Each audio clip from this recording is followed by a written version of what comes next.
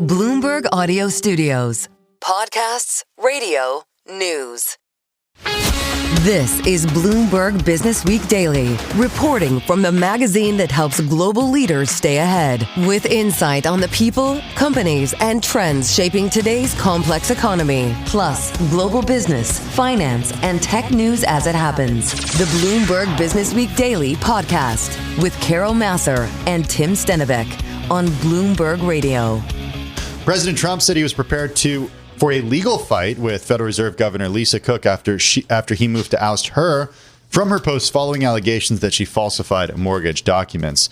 The Fed said it would abide by any court decision in Cook's legal challenge of her dismissal by Trump and has deferred any decision on Cook's current working status. We should remind everybody that her lawyer vowed to file a lawsuit over the president's maneuver to oust her for cause from the Fed Board of Governors, with Lisa Cook saying she would not resign and would continue to carry out her duties.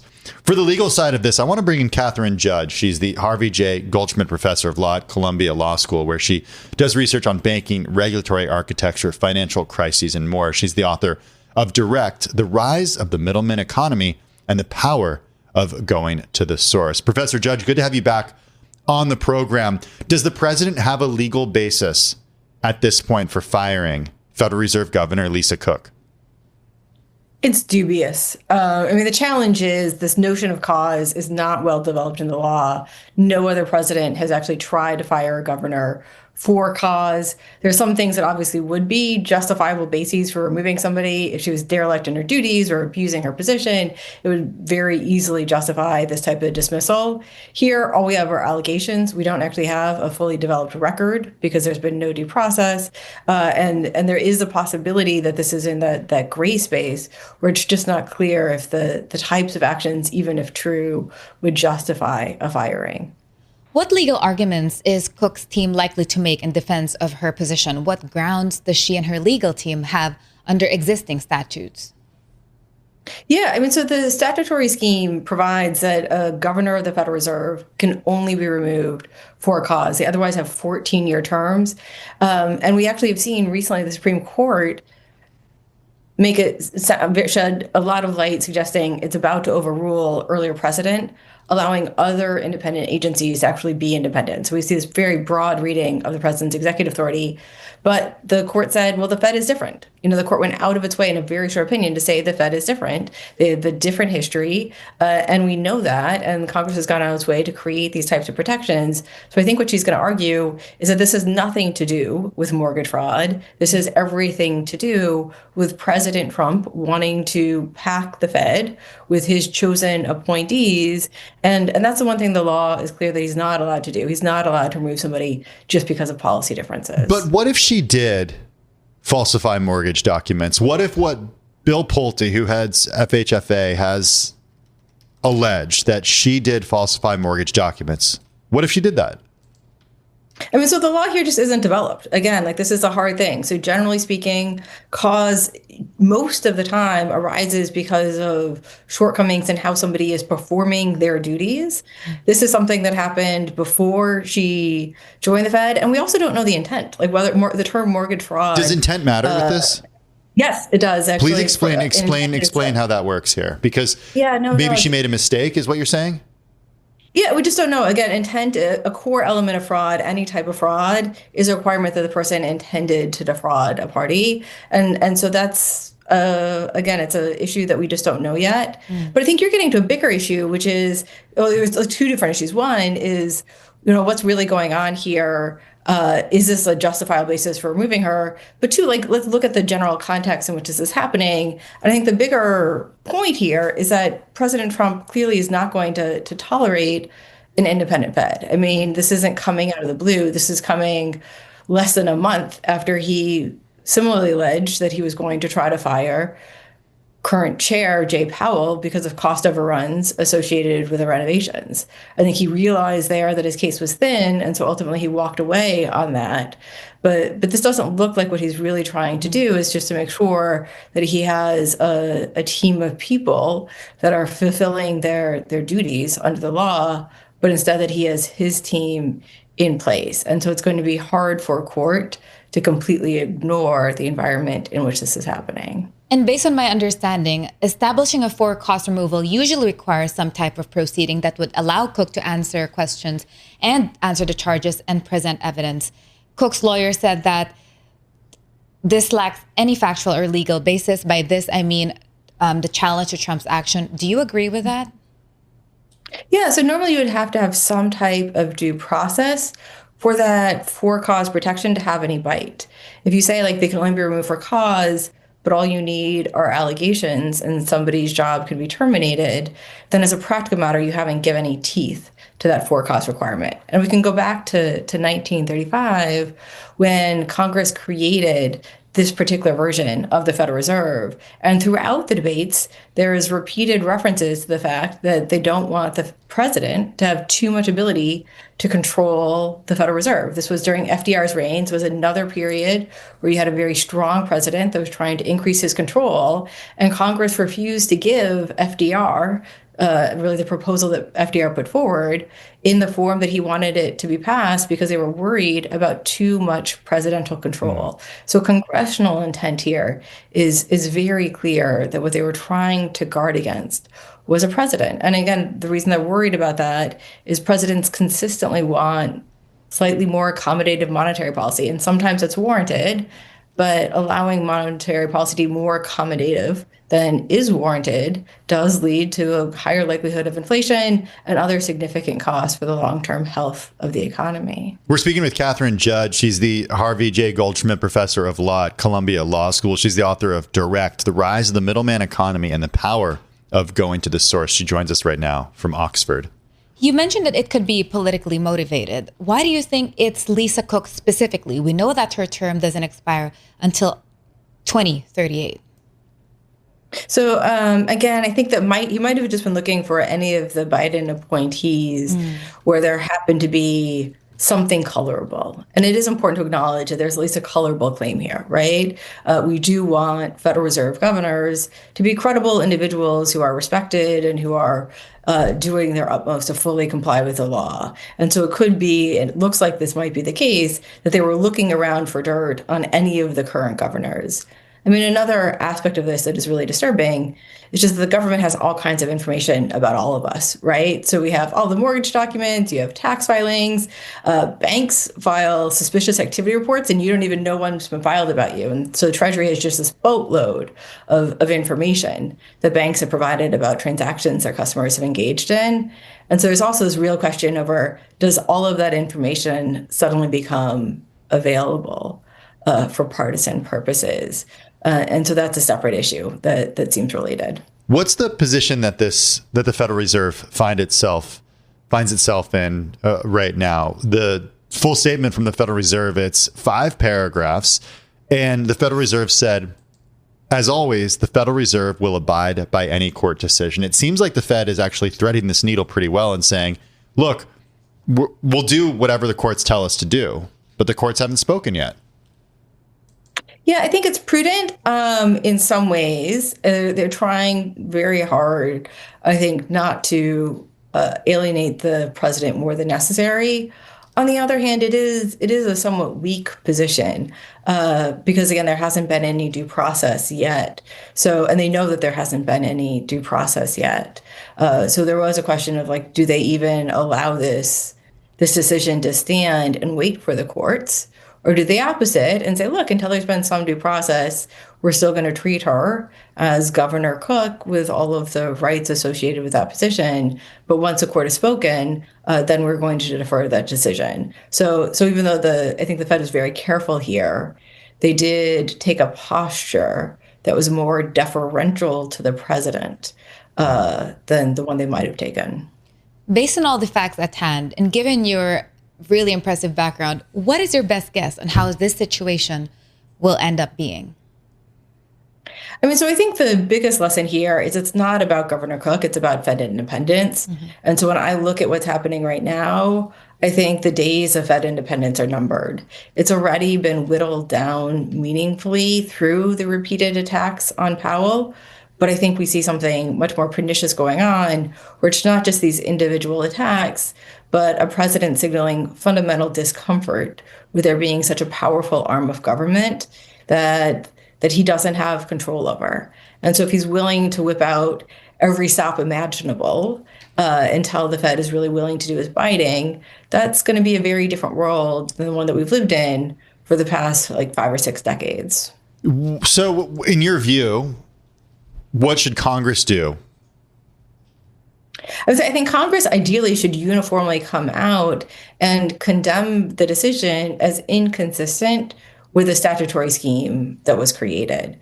And again, it's hard. They didn't specify any procedures or process, but inherent in that term cause suggests there has to be something more than a mere allegation. So I think the most heartening thing would be to say, look, the president does have the ability to make these allegations, and perhaps there's even the possibility that there should be some type of hearing on these allegations. But I think Congress ideally should stand by the statutory language that they put into place in 1935. Right. That said, look, it's really important for the Fed to remain independent. And that's because, again, there can be meaningful short-term economic gains from more accommodative monetary policy. So there's reasons the president wants to do this. It's a very smart move, a shrewd move on his part. That doesn't mean it's in the long-term best health of the interests of the economy or the country. You clerked for Justice Stephen Breyer on the Supreme Court. We have 5 seconds. Yes or no? Does it go to the Supreme Court? Yes. All right. There it is. Catherine Judge. Always good when you join us on a Bloomberg Businessweek Daily. Thank you so much for taking the time. Catherine Judge of Columbia University, where she's the Harvey J. Goldschmidt Professor of Law. This is Bloomberg. Stay with us. More from Bloomberg Businessweek Daily coming up after this. You're listening to the Bloomberg Businessweek Daily Podcast. Catch us live weekday afternoons from 2 to 5 Eastern. Listen on Apple CarPlay and Android Auto with the Bloomberg Business app. Or watch us live on YouTube. A lot of headlines crossing Bloomberg Terminal just in the last couple of minutes. I want to bring some of them in. Elon Musk's Starlink and T-Mobile eye EchoStar's spectrum. That's according to Semaphore. Also, the Trump administration is reviewing options to influence Fed banks. The Trump administration aims to scrutinize Fed president selection. And then there's this one crossing from the Wall Street Journal. The journal reporting that Trump weighs quickly announcing a replacement for the Fed's Lisa Cook. That's the backdrop for the trade after hours and heading into tomorrow. I want to bring in Bailey Lipschultz. He's Bloomberg News equities reporter. He joins us here in the Bloomberg Interactive Brokers studio. I bring up everything that's happening right now, Bailey, because that's what traders and investors are going to have on their radar tomorrow. Today, the trade was surprising to me because I thought there would be a bigger reaction to a threat of the Fed's independence. But maybe it's not over until it's over. And the market's saying, we don't really see that being a reality anytime soon. I think the big thing, Tim, when you talk to investors is that if you are looking for a reason to sell in this market, you've been wrong. So if you're saying that these latest headlines are a reason to take chips off the table, tidy up your portfolio, maybe that is a smart move given the low volume and low volatility we've been seeing. But the broader kind of backdrop is this is a market that has been trying to find reasons to go higher. So to your point, if there's no actual kind of decision that is fundamentally being implemented, it's a lot of headline risk. We've seen a market, whether you want to say taco trade, really shrug off reasons or threats or realize kind of actions from the White House to kind of dial back exposure. And one thing I just want to call out is we did see volumes down about 25 to 30% relative to a normal trading day in the last month. And when we do look at using the terminal factors to watch, that function is FTW, momentum outperforming, as was growth, as was highly shorted names, underperformers, dividend, and low volatility stocks. So this is a market that, whether you're kind of covering some of your shorts or leaning into momentum, that's kind of been the backdrop with DC aside. We have JP Morgan's Michael Feroli, he's an economist there, saying that if the president were successful, the outcome would be momentous. And he also said that given all the above risks, this would be an upside inflation risk. What are you hearing from your sources? I know many of them might not be short-term traders, but are they thinking of shifting their allocations? How are they positioning? What are they watching? It's new, but it's not new to an extent. We've seen Trump time and time again kind of browbeating, whether it's Jay Powell or someone else kind of pushing for the Fed to cut. When you look at what's being implied right now, we're at 89% chance of a Fed cut next month. Is that a lot different than what it was on north Thursday? Of 100 a little while ago. What? So it's come back. So it's actually, it comes back to kind of this debate of what's actually baked in. You look back August 13th, we were at 106% chance of a Fed cut. So, well, hold on. I was taught by my math teacher. I'm not joking. Fred Coleman. Okay. What grade is this? This was freshman year of high school. Okay. And he's a coach. We called him Durf. It's Fred backwards. And he would get very angry with anyone who said I'm giving it 110%. He said there's no such thing as more than 100%. Now that we cover equity markets, we do sometimes have stocks that go up more than 100%. Sure. But my math teacher always reminded us, and coach said, you can only give 100%. How can there be more than 100% chance of a rate cut? It's just the number of cuts baked in. So it's not necessarily 108% chance, though the terminal will show that. It's more that the swaps market is implying were there to be a decision now, investors are betting that they're pricing in 1.08 rate cuts. Again, though, there's no rate cuts. You either cut 25, 50, et cetera, not 12.5 basis points. Okay. So that's kind of the backdrop. We also have a story from your team, I think, that says Goldman Sachs says a Goldilocks summer is all but over and mounting concern about the U.S. economy is yanking markets from their seasonal slumber. But you made a point earlier that this is a market that almost threatens you to sell, but investors still don't. What are you hearing on your end from traders and portfolio managers? What are their reasons for still believing in the U.S. market when we have international portfolio managers earlier saying that, this is why we're in the international trade? I will say it feels to me when I talk to investors, short-term, long onlys, this is the most hated bull market in quite some time. This is a market that fundamental investors are saying we're trading at nosebleed valuations, but yet we keep going higher. We see the market finally taking what would be seen as a healthy correction, and then investors step in and buy the dip. 1.5% is not really a dip in my view. When you look at a gauge like the VIX sitting below 15, you look at the dispersion between market volatility being low and single stock volatility being high, whether that's momentum or some of these heavily shorted or growthier names, investors are picking their spots. But the thing that has been learned, or the thing that's been playing out so far this summer, especially when you look at kind of how quickly the market snapped back from those April lows, is that the promise of earnings growth tomorrow is still stronger than the fears of missing. So you still are dealing with, I don't want to call it a FOMO trade, but you're still dealing with that. This is the perfect segue to talk about a story that I've wanted to speak to you about for more than a week at this point. It's about your story last week on Chamath Palihapitiya. Oh, my God. It's one of the most read on the Bloomberg terminal last week. He is, who calls him the SPAC King? Does he call himself the SPAC King? It's He was known as that? I feel like He he's was just known known as that. the SPAC King. Okay. The origins are debated. You might know him as a podcaster these days. He's the all-in podcaster. He, Yeah. according to the terminal, is not a millionaire, at least according to Rich Go. He's not one. As far as our data are concerned, as of the time of publication. Okay, well, maybe that will change once he gets back into SPACs. What's he doing? He filed, so you file 15-day lag before you can actually raise an IPO, but he filed to raise $250 million SPAC, targeting pretty much everything that's been working in the SPAC market. I'm talking about AI, clean energy, DeFi, aka crypto, and defense. So kind of all of the buzzwords.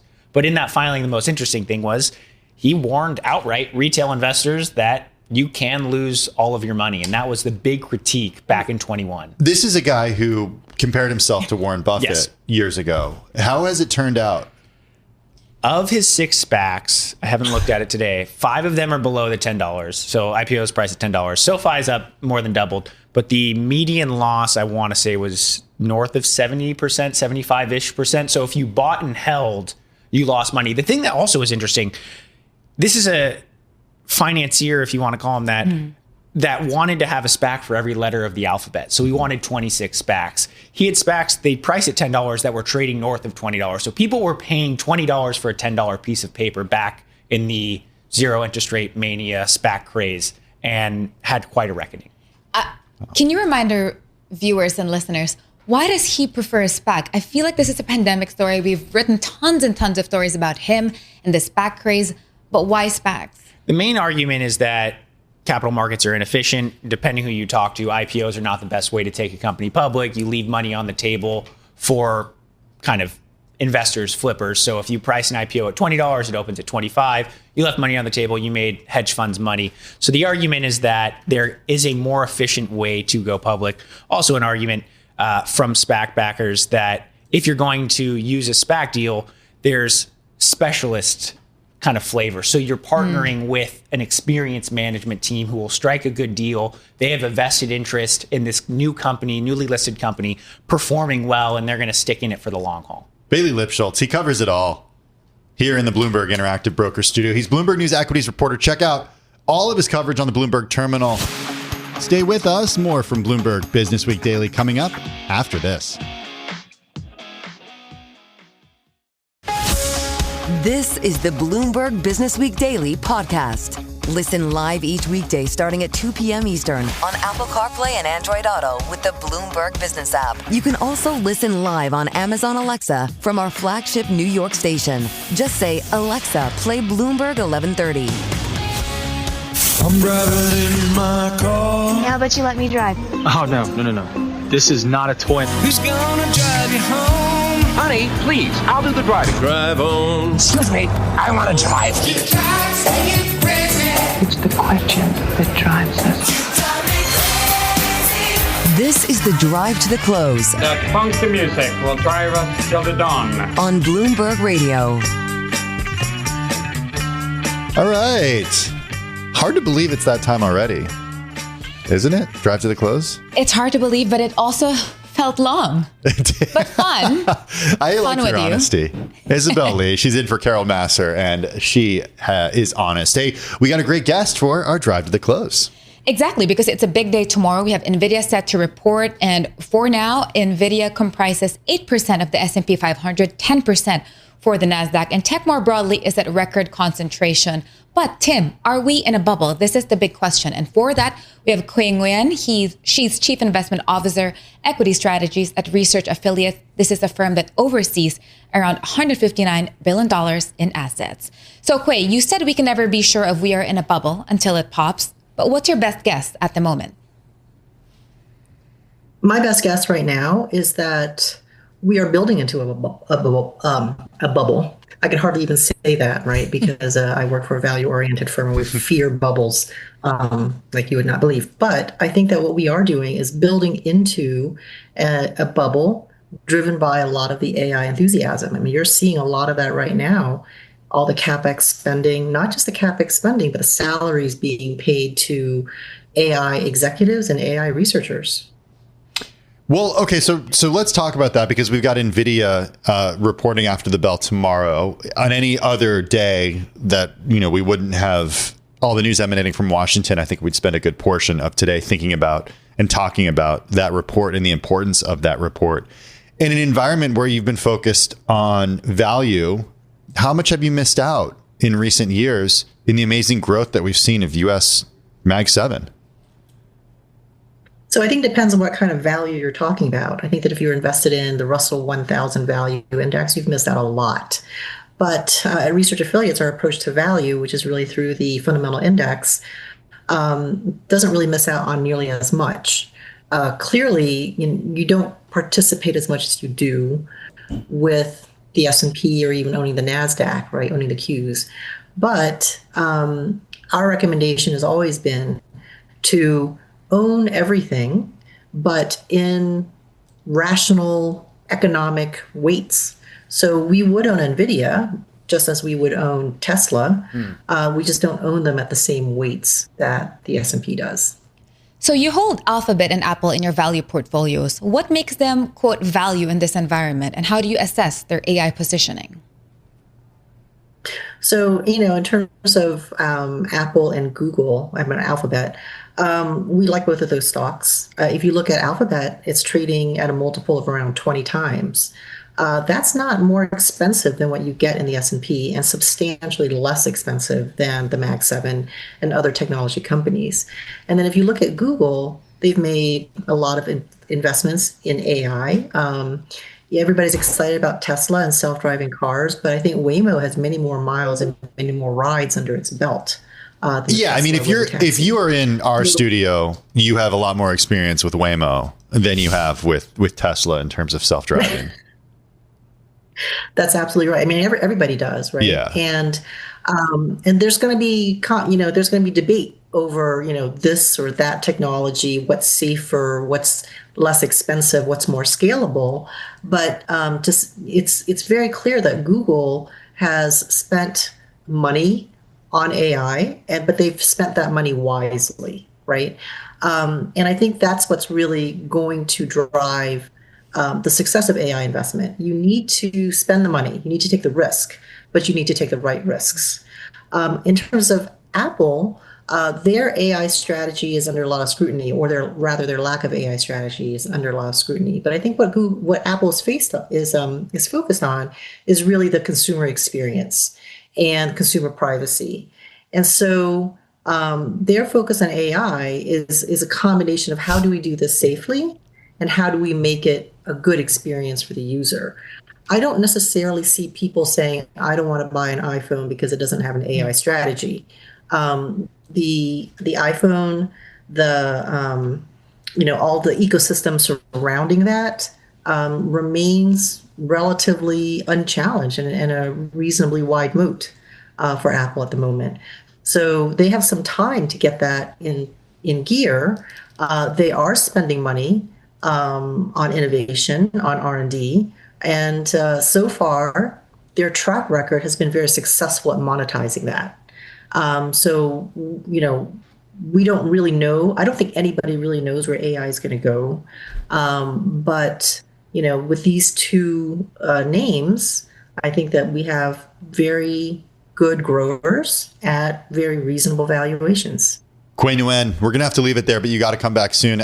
We know you are trying to enjoy a little end of the summer in Jackson Hole, so we appreciate you taking a little break from that to spend some time with us this afternoon. Quay Nguyen, Chief Investment Officer, Equity Strategies at Research Affiliates. Stay with us. More from Bloomberg Businessweek Daily coming up after this. You're listening to the Bloomberg Businessweek Daily Podcast. Catch us live weekday afternoons from 2 to 5 Eastern. Listen on Apple CarPlay and Android Auto with the Bloomberg Business app. Or watch us live on YouTube. Among the headlines, the president says he wants to stay in D.C. longer than 30 days, referring to National Guard troop presence in Washington, D.C. Speaking of defense, we're watching companies in aerospace and defense. This is the S-15 Aerospace, S&P 500 aerospace companies. It's up 1.7% at 23 names in there. 21 are higher as we speak. Close to every name higher. This after Commerce Secretary Howard Lutnick suggested the government is looking at the defense sector for potential stakes in companies. For more, we bring in Wayne Sanders. He's Bloomberg Intelligence Senior Defense Analyst, who before joining Bloomberg was a colonel in the U.S. Army. He specialized in technology, intelligence, operational planning, and counterinsurgency. Wayne joins us from our bureau in Washington, D.C. Wayne, the secretary singled out Lockheed Martin, claiming the company makes much of its revenue because of the U.S. government. He said, quote, on CNBC, quote, they are basically an arm of the U.S. government. Is that a fair assessment in your view? Are they an arm of the U.S. government? Well, I think it's fair to say that that they're driven by the demand that comes from the Pentagon, right? So when you look at their long-range missile capabilities, air defense, all of those things, it's being driven by one customer, and that is the U.S. government, and they're backed by the contracts that they end up getting awarded at that time. If the government were to take stakes in defense contractors like Lockheed Martin, how might this reshape the economics of the defense industry, and how will it affect R&D investment to profit margins? Well, I think that one of the things you really have to look at is the way that the market's set up for the DoD already is something that is already a long pole in the tent, right? You look at things that they call the valley of death to be able to survive the market. And that's why you see a lot of the defense primes. They have the money necessary to be able to say, I have this capability. 2 years when Congress gives me the money for it, I'll be able to put it towards that defense contractor. If you put something in like this, you're going to start to politicize part of that market competition. You're you're going to start to run into some problems where you're looking at there's normally like 19 checks and balances within the acquisition program in the DoD that allows to make sure that there's no conflict of interest, and you're going to potentially run into some of that. I see that it would work well in areas where the defense industrial base, like critical minerals and shipbuilding and potentially even munitions production, where it would make sense. But that's not specific to a company, right? MP Minerals was one of the ones that started this from a critical minerals perspective. But you're seeing that it's trying to focus on a specific area in which the industry is harder to invest in. But areas where there's plenty of competition, like long-range munitions and ground vehicles and fighter jets. Those are some of the areas where I think the market already competes well in that, and I don't think that getting involved in that would play well for the market. What kind of influence would government gain on company strategy and governance by holding significant stakes, and how do you think this will affect perhaps management decision making? Can you say that again? Sorry, I couldn't hear you. How do you think government owning a significant stake will affect decision making in the company, or just the company strategy in general? Well, I think both, right? If you look at how you're actually setting it up, if you have that government stake in that, then you're obviously going to have an inside view of what's going on. So I think that plays a piece of it. I think from the government decision perspective is one of the risks that you need to worry about is when you look at a program that may not be going well, right? In the current construct, if you look at something like the Future Attack Reconnaissance Aircraft, something like that, right? The Army came in and said, this isn't a good investment. We're going to go in a different direction. It's built to be able to cut that tie. But if the government owns 10%, are they going to be even willing to do that? And who actually makes that cut? Where is the definition? Where is the legal definition that's going to come in to say, as Mr. Ladnick talked about today, was where is America adding fundamental value to your business? That specific statement. Okay, well then most of the areas within the defense capacity somewhat falls within that, right? So it would have to be a clearly defined thing in order for the market to understand where to go from there. Wayne, appreciate you joining us. Always great to get some time with you. Also appreciate your patience standing by in D.C. as the president was speaking. That's Wayne Sanders. He's Bloomberg Intelligence defense analyst joining us from Washington, D.C. This is the Bloomberg Businessweek Daily podcast. Available on Apple, Spotify, and anywhere else you get your podcasts. Listen live weekday afternoons from 2 to 5 p.m. Eastern on Bloomberg.com, the iHeartRadio app, TuneIn, and the Bloomberg Business app. You can also watch us live every weekday on YouTube and always on the Bloomberg Terminal.